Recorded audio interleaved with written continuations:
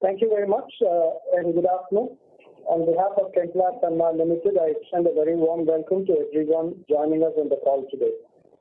On this call, we are joined by our CFO, Mr. N. Muralidharan, Dr. Krishna Kumar Rangachari, Deputy Managing Director, Custom Manufacturer Chemicals Division, and FGA, our Investor Relations Advisor. I hope you've all had an opportunity to go through the financial results and investor presentation, which have been uploaded on the stock exchange website as also on our company's website. The unique challenges facing the PVC industry continued through this quarter. Our business continued to face headwinds in Q2FY23 as well due to the zero COVID policies in China, rising energy costs due to the Russia-Ukraine war, and overall inflationary pressures. Slowdown in PVC consuming sectors in China due to their zero COVID policy led to PVC inventory buildup in China and continuous dumping into India. However, with the commencement of proceedings on possible safeguard measures, some reduction in the quantum of imports has been witnessed in the last couple of months. While the conditions have been extremely challenging, the strength of our balance sheet and the portfolio of products that we manufacture have helped us to fare reasonably well in this very difficult situation. We closed the first half of the fiscal with a flat top line and a double-digit EBITDA margin of 11% at a consolidated level. While the top line is flat, what is encouraging is that sales volumes have registered a good increase across products, showing the recovery of demand post the pandemic. Talking further about business environment and our outlook across product categories, the first half of the fiscal witnessed a sharp drop in paste and suspension PVC prices. While feedstock prices, I'm talking about EDC and VCM, prices also dropped, albeit with a lag. The benefits of the drop in feedstock prices will, however, be realized only when the stability is reached on PVC prices. This sharp and continuous fall in prices has had a significant impact on the EBITDA margins, which have dropped to around 11% in H1 FY23 compared to the 19% in the corresponding period last year. The margins are under pressure also due to increase in energy costs, which continue to remain high, with coal and natural gas prices on an upward trend. We believe that both paste PVC and suspension PVC prices are nearing the bottom, and with stability expected towards the end of Q3, we expect to see an upturn from Q4 onwards. As mentioned earlier, sales volume of all products witnessed an increase in H1 FY23 compared to the volumes in the corresponding period last year. Based on current trends, the custom manufacturing business is expected to grow at around 30% on the top line in FY23. Recently, we have signed a letter of intent with a global innovator to supply an advanced intermediate for a recently launched active ingredient. To cater to the additional volumes of the custom manufacturing business, we plan to increase the capacity in phase 1 itself and fast-track the expansion. We expect to achieve significant growth in this segment in the coming years. Overall, in H1 FY23, our specialty chemicals segment revenue remained more or less at the same level on a year-on-year basis. In the first half, the other chemicals business, comprising caustic soda, chloromethanes, hydrogen peroxide, and refrigerant gas, delivered a 61% surge in the revenues, led by growth in volumes of all products and a sharp increase in caustic prices, which are more than double on a year-on-year basis during the first half. Demand for chloromethanes is also steady. There have been a few capacity additions in the country recently, which could have a temporary impact on prices. However, we expect the prices to recover and stabilize once the market absorbs the additional quantity.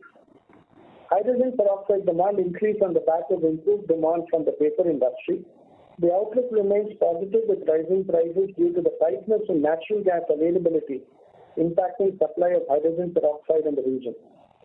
On the suspension PVC front, our revenues were lower by 10% during the first half, largely due to the price drops. Sale volumes were 5% higher in the half year on a year-on-year basis. What is encouraging is that the industry demand for suspension PVC in H1 was quite strong. It was up 18% on a year-on-year basis. We expect that in 22-23, the industry demand for suspension PVC resin in India would revert to the pre-pandemic level of 3.3 million metric tons, which would be a 16% increase over FY22. Moving on to an update on our expansion projects. Work is well underway for the additional 41,000 tons per annum Paste PVC expansion project at Kadle. We have already received the required approvals. Detailed engineering has been completed and significant progress has been made on procurement. Construction is also progressing well, and we expect to commission this as per the schedule in the second half of FY24. The first phase of our multi-purpose custom manufacturing block is slated to be completed by Q2 of FY24. We intend to complete the civil work for the entire project in this phase. Effectively, phase 2 would take much shorter time to commission after completion of phase 1, as it would not require any additional civil work. With a greater visibility on new products, especially with the order win in this half year, we plan to increase the capacity in phase 1 itself to provide for incremental volumes. Now I will request our CFO Muralidharan to share the quarterly financial highlights. Murali? Thank you, Ramkumar, and very good afternoon to all the participants on the call. Chemplast Sanmar on a consolidated basis registered a drop in its revenue and operating profits for Q2FY23 as compared to the same period in the previous financial year. The revenue from operations for Q2FY23 stood at 1,194 crores, registering a drop of 29% on year-on-year basis. This was largely on account of a combination of lower realizations per ton and drop in volumes for our PVC products. Sequentially, we didn't see any major variations in employee costs and other expenses. However, on a year-on-year basis, other expenses have gone up by almost 27%, primarily on account of higher power and fuel cost. EBITDA for the quarter stood at 98 crores compared to 346 crores in the corresponding quarter last year on account of the reasons I just explained. EBITDA margin for the quarter as a result stood at 8.2%. Our finance cost for the quarter has come down to 40 crores compared to 149 crores, which is a significant change. This is primarily driven by reduction of debt using IPO proceeds and also the reduction in interest rates consequent to the upgrade in rating. Last year, Q2 also had a one-off impact, which was not there in the current year in the interest and finance charge. The PAT for the quarter was at 39 crores as compared to the PAT of 151 crores in the corresponding quarter last fiscal. Looking at the half-year numbers, the revenue from operations was flattish at 2,606 crores as compared to the corresponding period last year, and EBITDA stood for the half-year stood at 293 crores with an EBITDA margin at 11.2%. Net profit for the H1 FY23 was at 79 crores as compared to 180 crores in the corresponding period in the previous year. Coming to the cash flows, the company generated net cash from operations of around 300 crores in H1 FY23. We spent 115 crores for the purchase of property, plant and equipment during H1 FY23 with project capex accounting for significant part of it.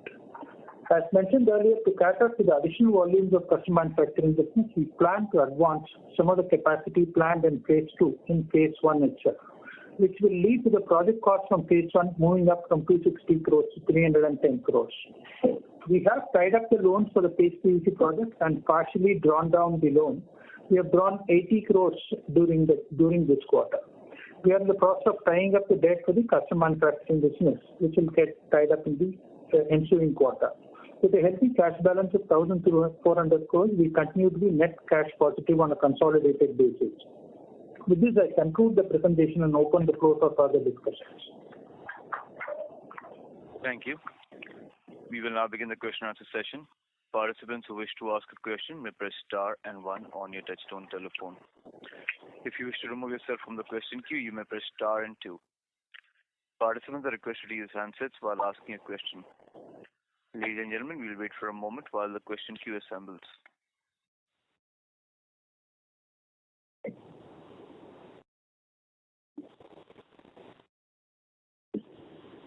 We have the first question on the line of Sanjay Jain from ICICI Securities. Please go ahead. Yeah, good afternoon. Thanks, Ram and Murali, for that opening remark. I have few questions. Sorry, I may stretch a little bit here. First, on the custom manufacturing, at the start of the year, we gave a guidance of 15%. Now we have inched it up to 30%. And the 15% more on the premise that we were running short on the capacity. What is driving this incremental growth? Because I don't think we have added any more material capacity. So that's number one. Number two, this new opportunity that we have just disclosed where we have won a long-term contract for a advanced intermediary for AI. Can you help us understand what is the total project size we are looking at for this product? How much incremental revenue will this bring, and what is the investment for this particular product? Number three, in general for custom manufacturing, it looks like things are working quite well for us. We have increased the capex guidance from 2.6 in the first phase from 2.6 to 3.1. Do you think more upside there possible with more effort from the company to drive that growth business? And what is really driving that business for us? So that's my first one. Thank you.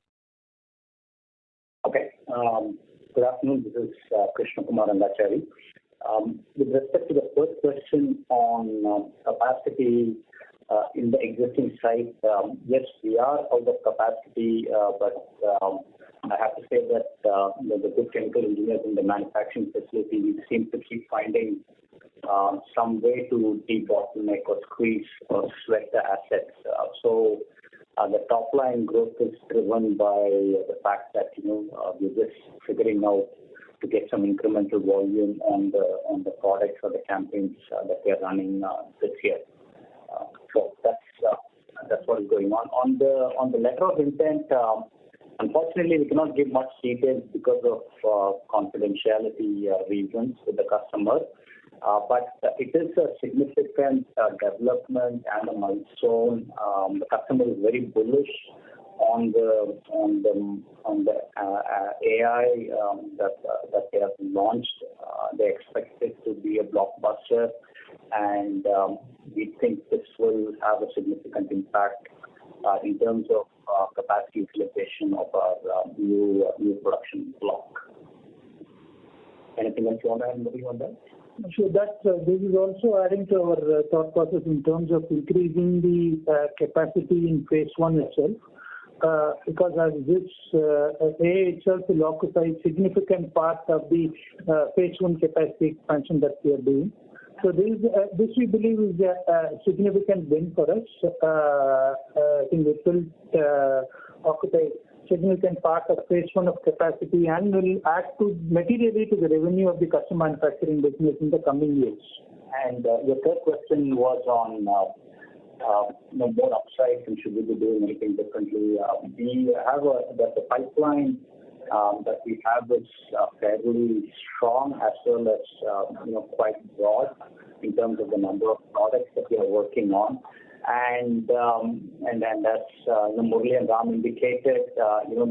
This is one of the reasons why we are advancing some of the capex investment, and we anticipate more investments needed down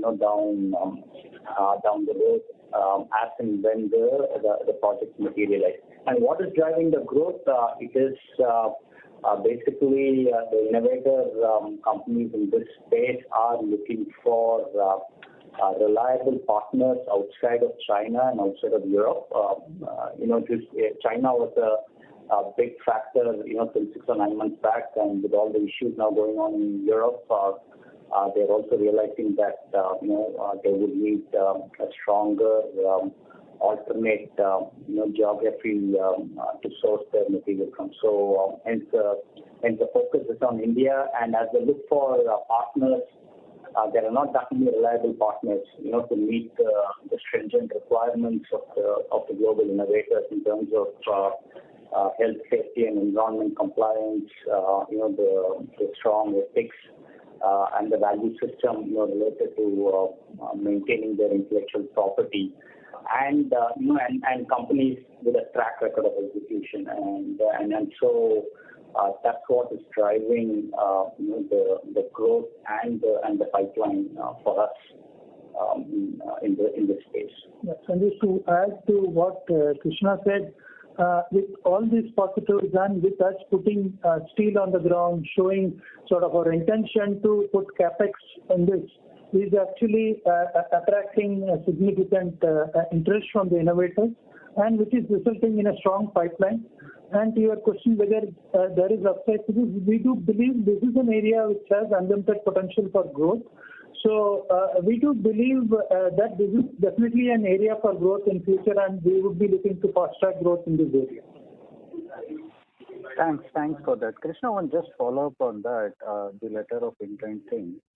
Is it an innovation patent protected product, or it is a because you said they expect it to be a blockbuster, that I believe it should be a patent protected product, right? Yes, it is a new molecule that they have recently launched.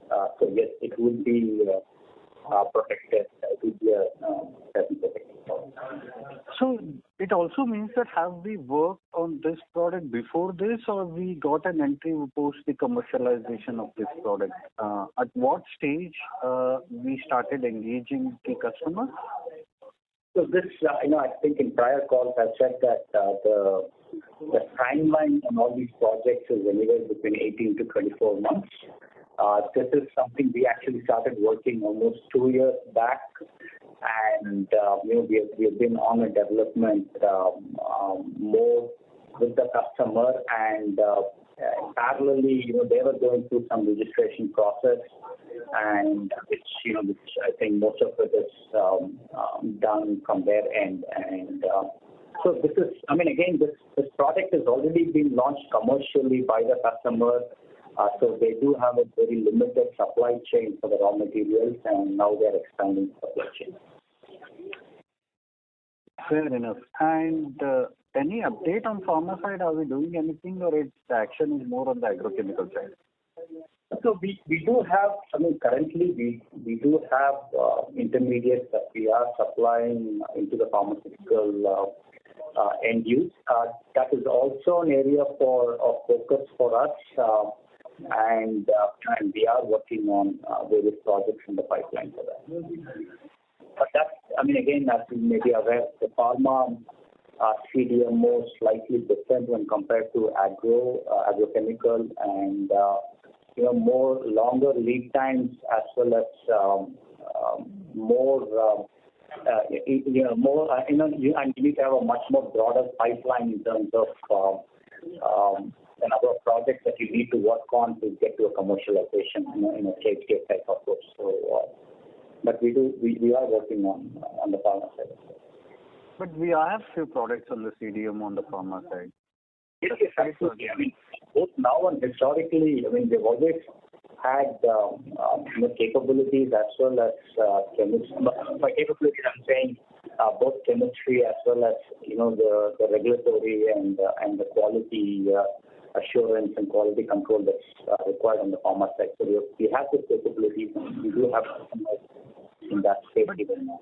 But we don't have a CGMP plant, right? So that will be required at some point of time for us to scale up the pharma, right?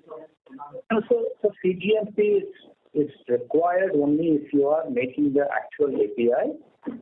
So two answers to that question. One, what we have now are intermediates which do not require a CGMP type facility. The second is, in the past at the site where we are running this business, we still do actually have the capability to make APIs also. So we're very familiar with what the requirements are in terms of CGMP requirements to make API. So it's not new for us if it comes to that. But we will do it only if the customers want an API from us. No, my question is because we were more strong on the cyanation point of... Yeah, this last one.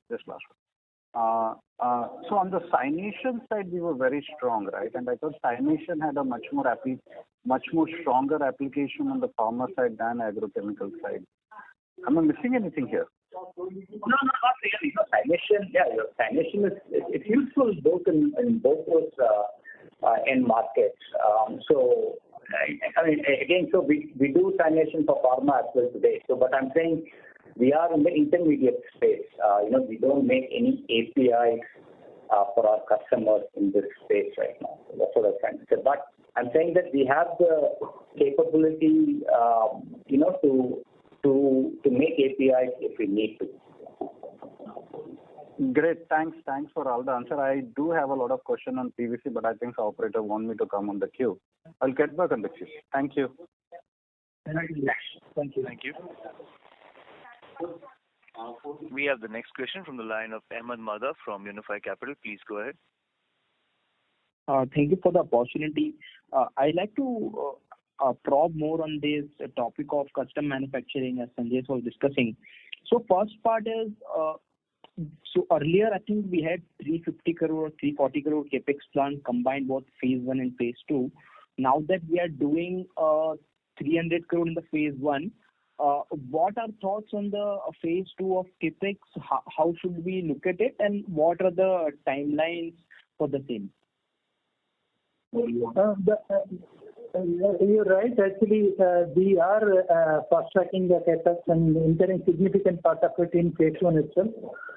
Obviously, the phase 2 is not going to get restricted to the balance 40 crores or 30 crores left. It will definitely be larger than that. And we are evaluating the pipeline and options and looking at fast-tracking phase 2 as well. We would sort of announce it once we form up a view on that. Got it. And just to understand the letter of intent which we have signed, so does this product will form significant portion of the capacities which we are building? How should we look at it? What sort of diversification will you see on product portfolio? Can you throw some light on that? Yeah, so we expect in steady state this particular molecule that we signed the letter of intent to almost occupy 1/3 of the capacity in the new production block we are building. So that way it is a significant opportunity, and as I explained, the customer is very bullish in terms of the demand, both for the intermediate as well as the demand for their molecule. So hopefully that gives you a flavor for the magnitude of this. Yeah, got it. But then, say, for 1/3 of the capacity, say we have already made the commitments. But for the balance part, does this mean that we are already in a discussion in advanced stage, or it is just that we'll put up capacity and then slowly we'll work on the products and with customers? How will the ramp up look like?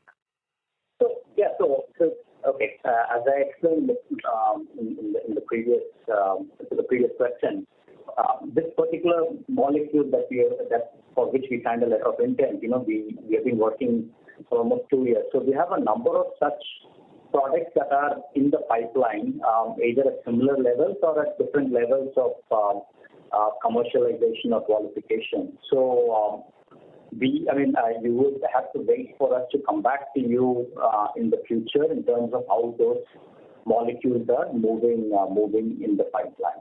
So it's not that we will start working today to fill up the balance capacity. We are already we have enough in the pipeline that would ensure that the capacity in the block is occupied when it gets commissioned. Yeah. Also, we are also parallelly working, like Krishna said, there is a strong pipeline, and we are parallelly working on commercializing some of them. And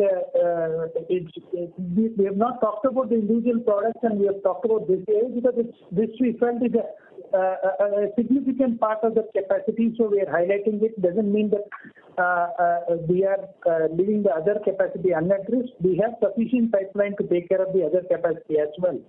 So that is in various stages of commercialization, and that's progressing as per plan. Oh, okay, makes sense. So now moving to the other part of the PVC and suspension PVC. So if we look at the EBITDA which we have earned, and if we sort of adjust it for the inventory loss which we took for Q1, we have virtually earned a negligible EBITDA or contribution, or whatever we like to put it, on the paste PVC and suspension PVC part.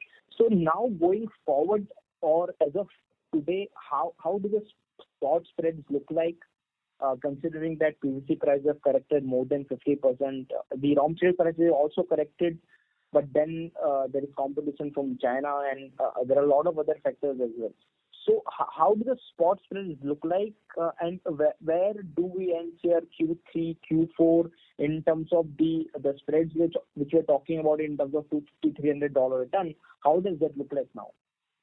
Okay. It's a very valid question. Actually, if you see the PVC prices, they had run up pretty sharply over the last couple of years till about October 2021.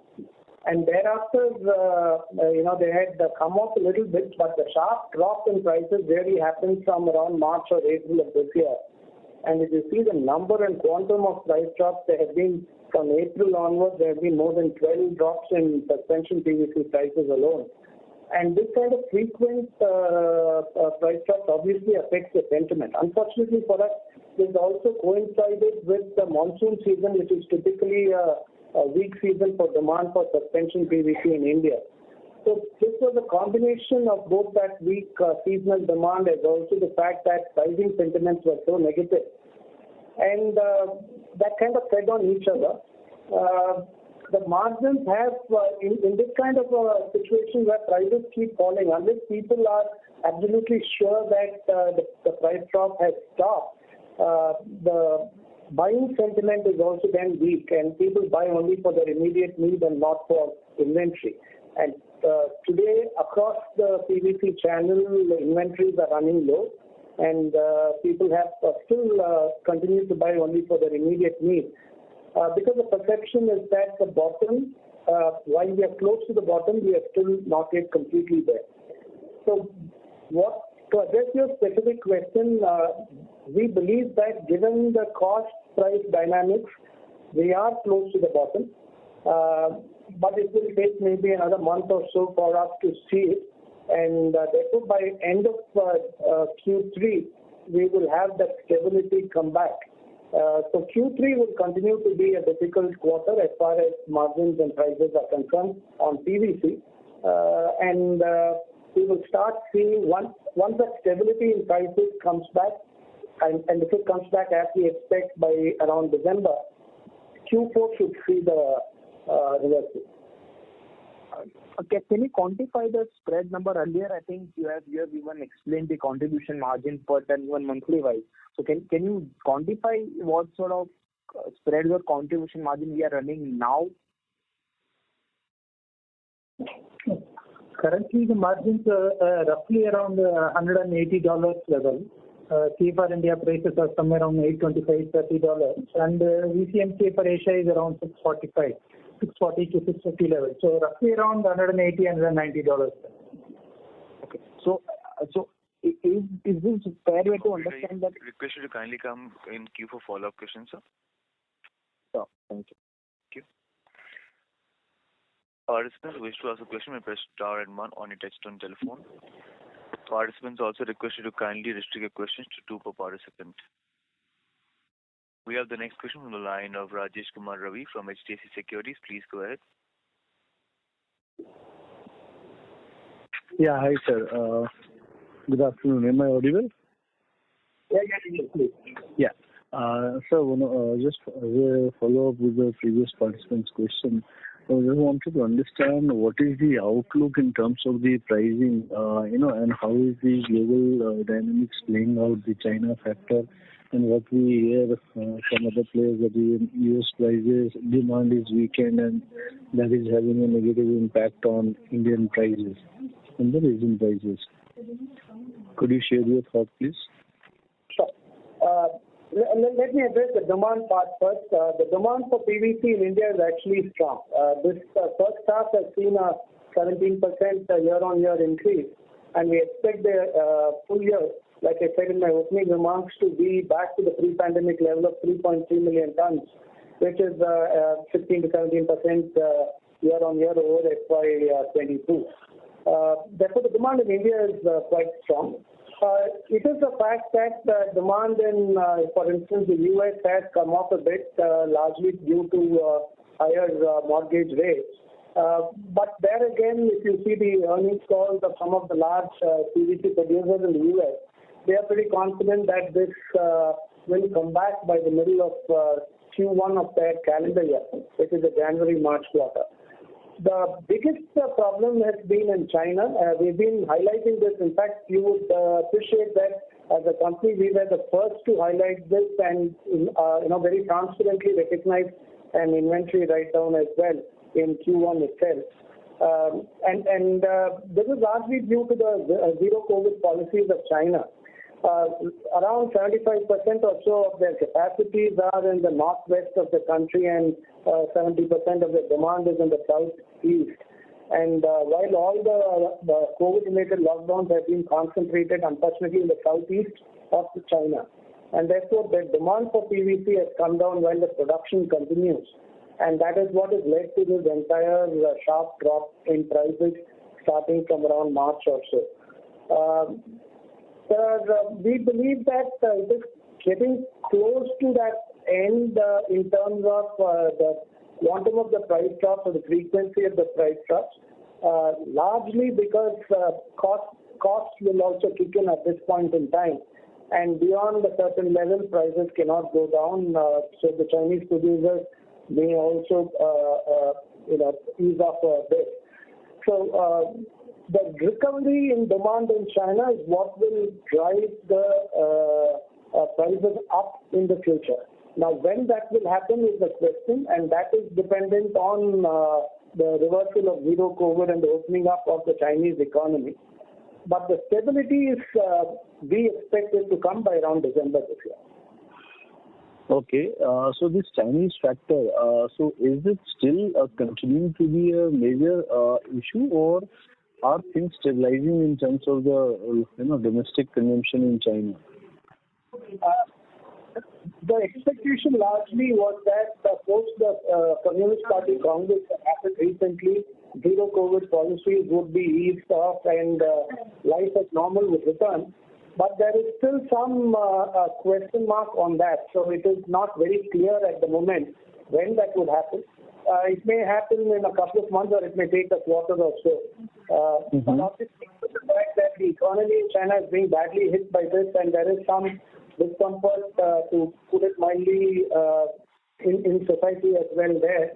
Maybe there is a lot of expectation generally around the world that there could be some easing up. We have to wait and see. Okay. And one last question. Yeah, please go ahead, sir. Yeah, the one thing that I would like to reiterate is that the medium to long term expectations on the PVC demand supply balances, those continue. So this is something that is a very peculiar one-off kind of a situation. But once this is resolved, we still are very bullish on the PVC industry and the fact that the capacities are not going to the extent to which demand is expected to go. Okay.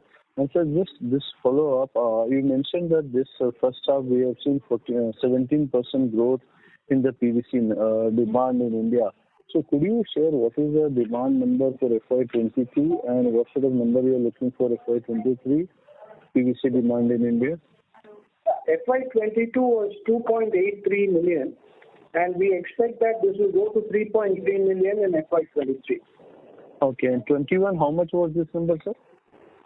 2.83 million tons. Oh, in 21 it was 2.76 million. 2.76 million, okay. Great, sir. Wishing you all the best. Thank you. Thank you, Rajesh.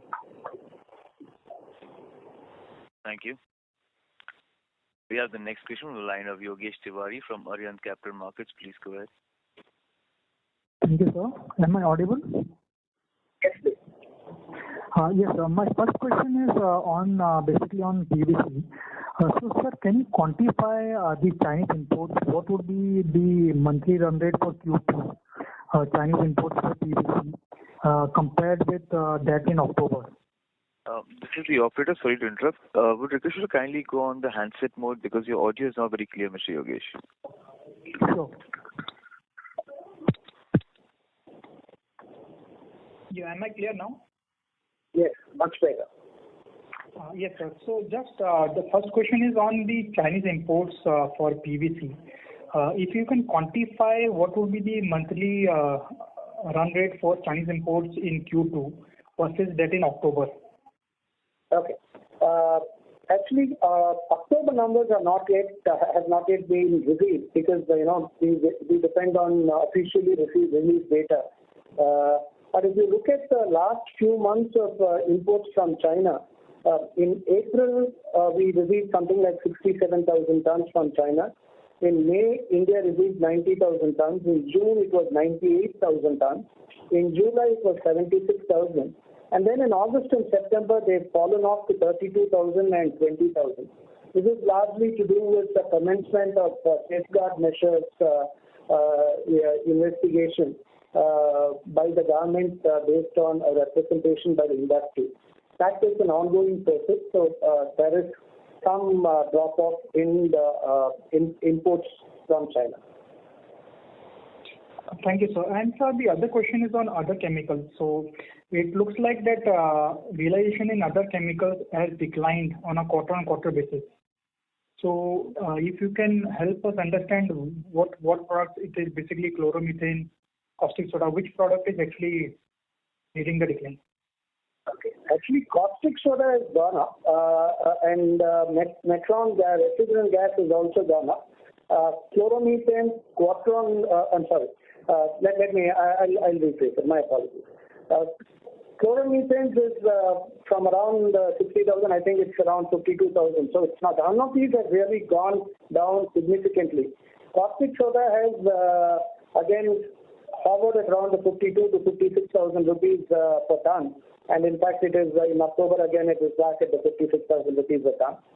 And the rest of it, it's pretty much stable around, maybe give or take another 2,000 rupees or so here or there.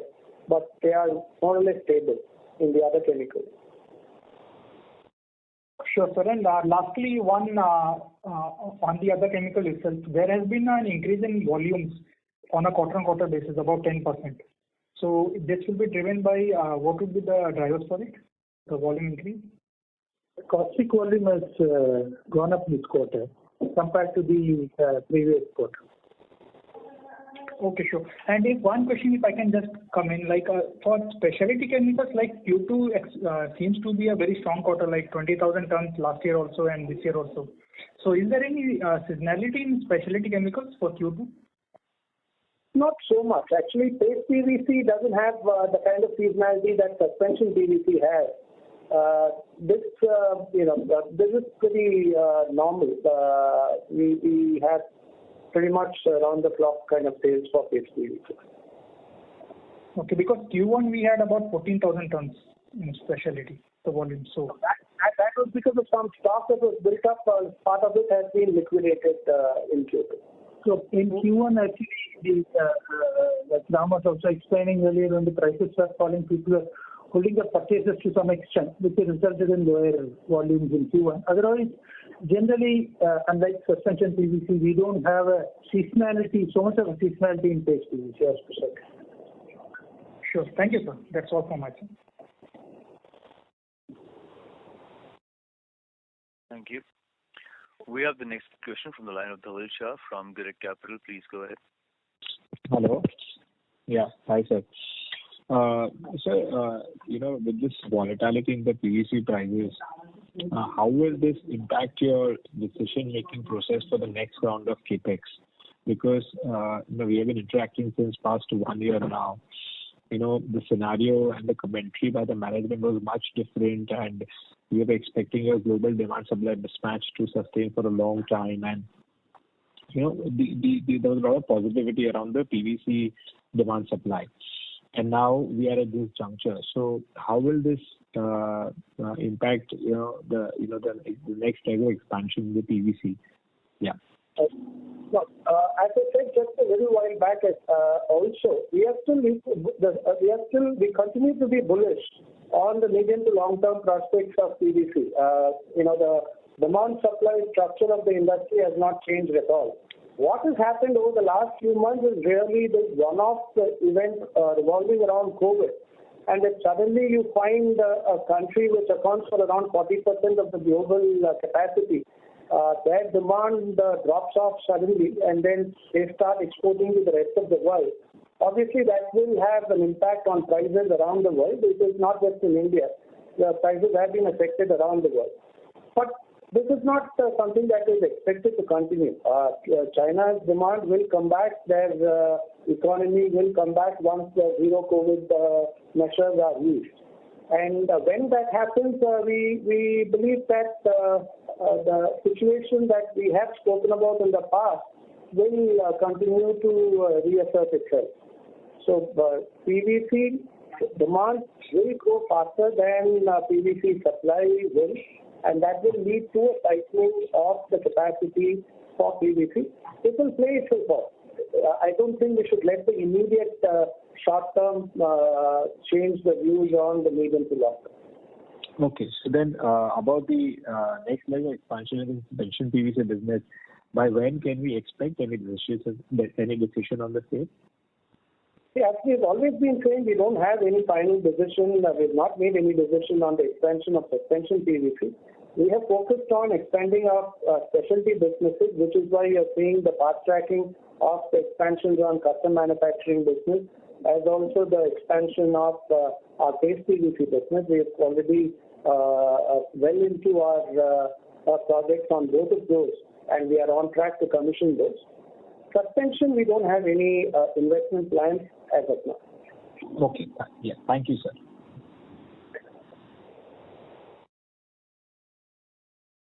Thank you. We have the next question from the line of Ritesh Shah from Investec. Please go ahead. Yeah, hi, sir. Thanks for the opportunity. A couple of questions. First is on PVC. I presume there has been some safeguard duty which has been proposed. Can you please highlight at what stage of the process the government is in, and if there has been industry representation on the sort of duties, quantum of duties, if you could please highlight that. That's the first question, sir. So we are not really looking at a safeguard duty as such. What we have as an industry, what we have asked for are safeguard measures. It could be quantitative measures or quantitative restrictions. And this is largely to do with the quality of the product that is coming into India. As a country, since we need PVC to be imported, it is not that we are saying there should be no import. We are only saying that poor quality products should not be imported into India. This is being taken cognizance of, and the government has started its investigation and its due process. It is too early for us to talk about where it is and when it will, justify it at all and all of that. So this is only for PVC, right? And sir, when we say quality, is there any particular, can you explain it simplistically, how should one look at it, say for K63 or any other grade of resin, K67? And it is basically to do with the residual VCM present in the product. So, we are talking about any product in excess of 2 ppm of residual VCM. There should be quantitative restrictions because all of what is produced within India is well below that. And that really is the entire focus of this measure. Perfect. That's very helpful. Sir, my second question is, if you could please highlight what the PVC prices are in Southeast Asia or China right now. And if you could just provide some clarity on the duty structure. I think, are the current duties at around 11% if the imports are from China? And there was an ad hoc number of around $147, which I think was taken off in early Feb or mid-Feb. So just wanted to understand the import parity math on resin. China's prices in China are around $780. For instance, if a Taiwanese producer is quoting, when he quoted $830 per ton to India, they had quoted $780 per ton to China. As far as duties are concerned, there are today no anti-dumping duties on PVC. The only duty is the basic customs duty of 7.5%. Which will effectively be 8.25%. 7.5% is the basic customs duty. Okay. And sir, how much will be the freight from China to India if one has to assume on an import parity base, because if I have to calculate for, say, 1 ton of PVC. So $780, 7.5 you indicated $8.2. And what is the freight? Should one assume $100, $150, $200? What should that number be? Today's freight, because of the very muted level at which the Chinese economy is operating and the fact that there is not much of cargo moving in or out of China, it is only at around $40 a ton. But just about once that economy comes back into full operations, I presume that this could go up. Sure, sir. If I just last question, sir. If I just put in the numbers what you indicated, $780, 8.2%, $40 of freight, it essentially implies on an import parity basis, landed price should be at 70 to 73 rupees. This looks pretty far from where the current PVC resin prices are. Does it imply that there is far more downside? This is the point I was saying. In fact, after September, in October also there has been a couple of price drops. So we were talking about the current position, the current price levels that we see in the market. Which is why I said that Q3 will be challenging again, and it is only towards once the price stability reached by the end of Q3 that you will start seeing the recovery and reversal in terms of margins. Sure. Perfect, sir. Thank you so much for the answers. Thank you. Thank you. We have the next question from the line of Rohit Nagraj from Centrum Broking. Please go ahead. Yeah, thanks for the opportunity. So first question is on the custom manufacturing. So the last quarter we had indicated that phase 1 will be commissioned in Q1 of FY24, and now we are seeing Q2. So this is purely because there has been a revision in terms of the capex, or are there any other delays because of which it has been postponed by a quarter or so? Thank you. We had indicated it will be commissioned by H1 of FY24, and it still holds. Even with the increased volumes that we are looking at, we'll still commission it by H1 of FY24. There is no change in the plan. All right. Sorry, my bad. So second question is on the, again, custom manufacturing.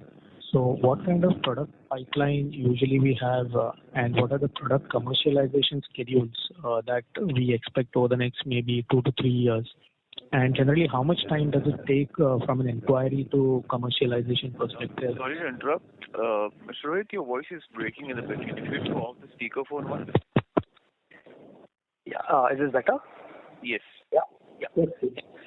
So on the custom manufacturing front, in terms of product pipeline, the product commercialization schedule over the next 2-3 years, and generally, how much time does it take from, say, inquiry to commercialization?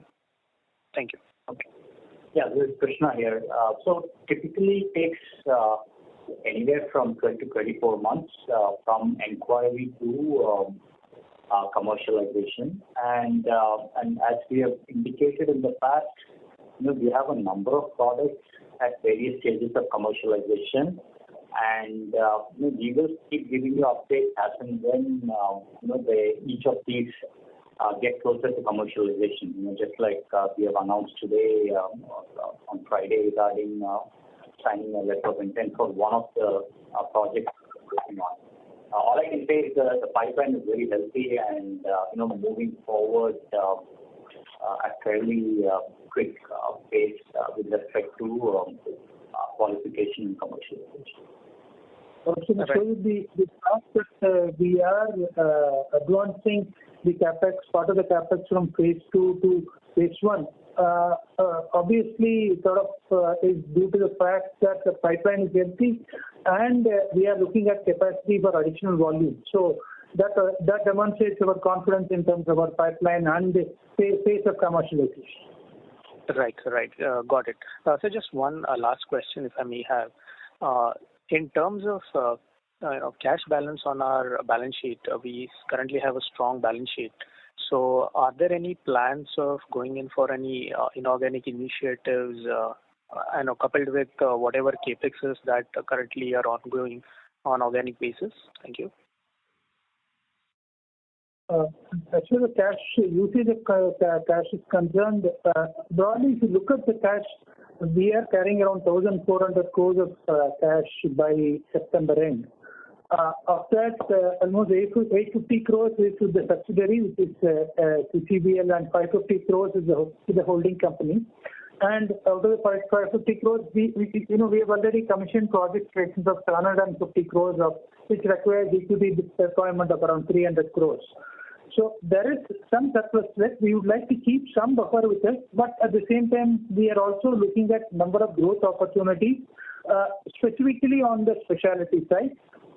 If you ask us anything specific inorganic, we don't have anything to say today in terms of on hand to say we have something on inorganic that we want to do. But at the same time, we are a company, we have grown over time through organic as well as inorganic means, so we can never say never. So broadly, yes, you are right, we are sitting on significant cash, but part of the cash, large part of the cash is with the subsidiary. Holding company is already deploying cash in specialty growth, and we are more focused on growing the specialty business primarily on the custom manufacturing side. And as far as other opportunities, as they emerge, certainly we would like to look at capitalizing them if we believe there is synergy and growth in those opportunities. Right, sir. Got it.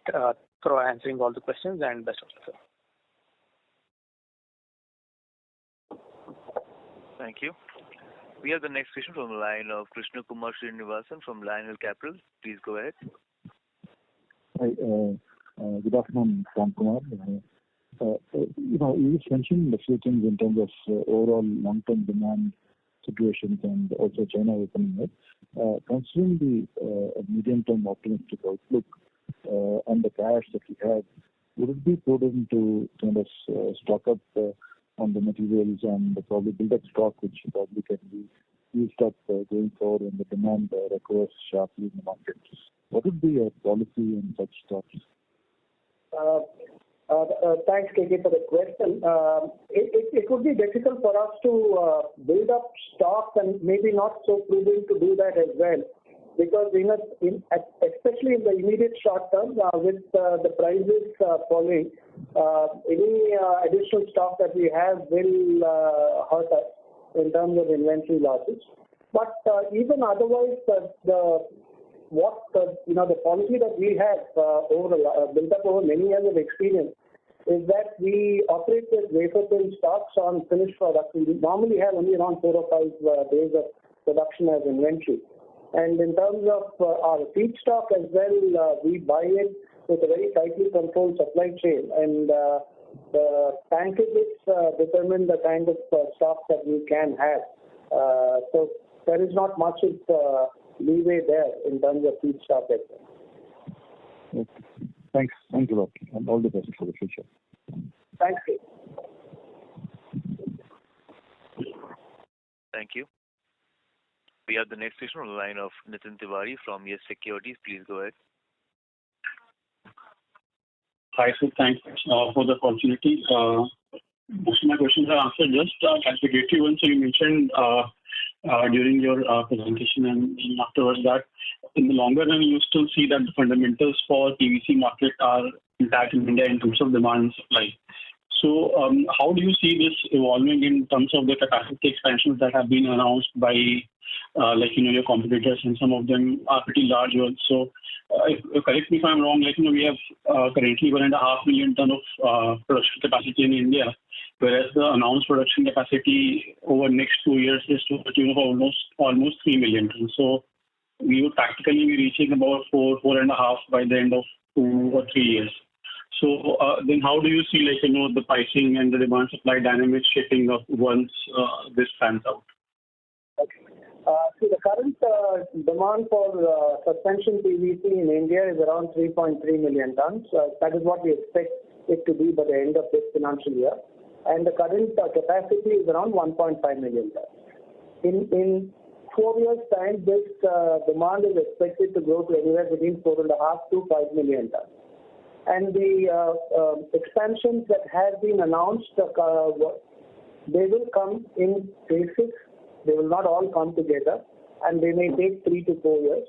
And so we need to see how many of these projects, which ones will come when.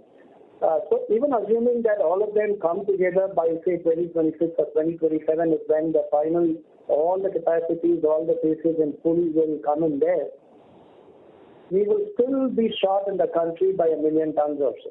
So I don't believe that there is anything to worry about in terms of demand supply within the country because PVC is really growing well. In fact, it is very underserved within India.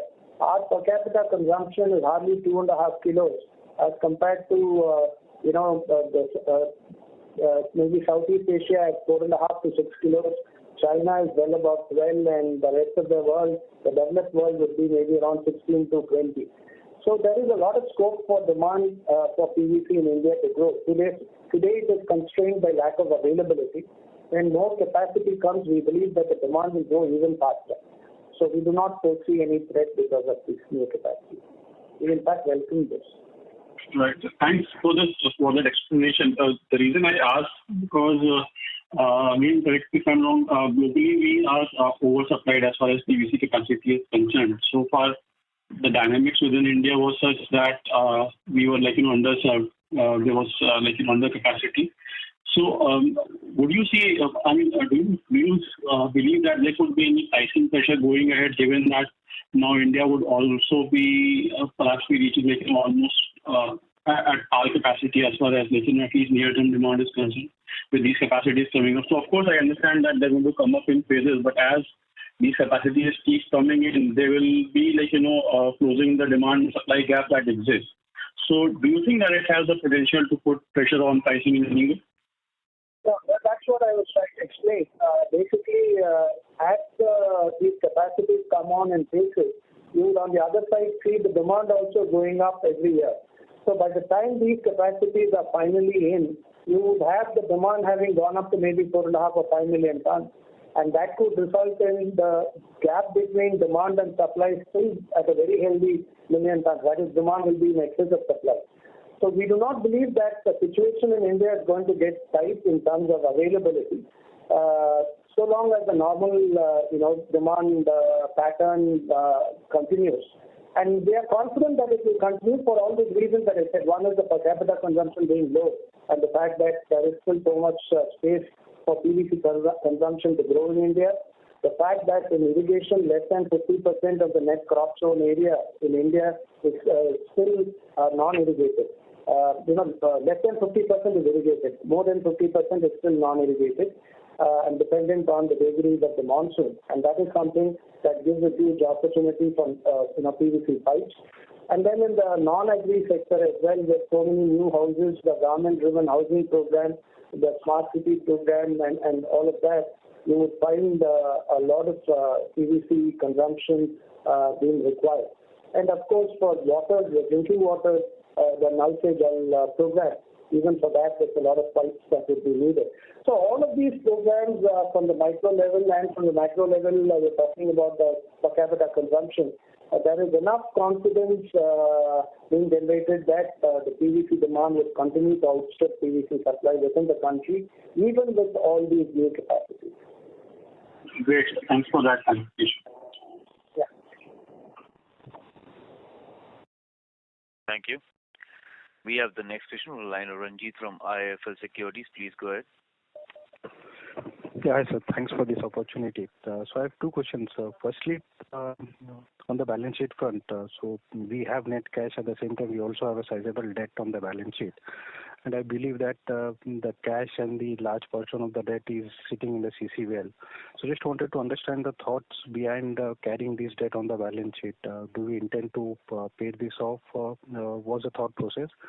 And also about the cash that is lying, what is the policy of deployment? We do it in the debt or the mutual funds? That's the first part. Thank you. Sure.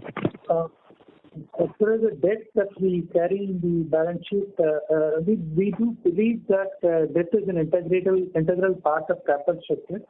So we would like to retain the debt and then pay it over the period of time as it matures.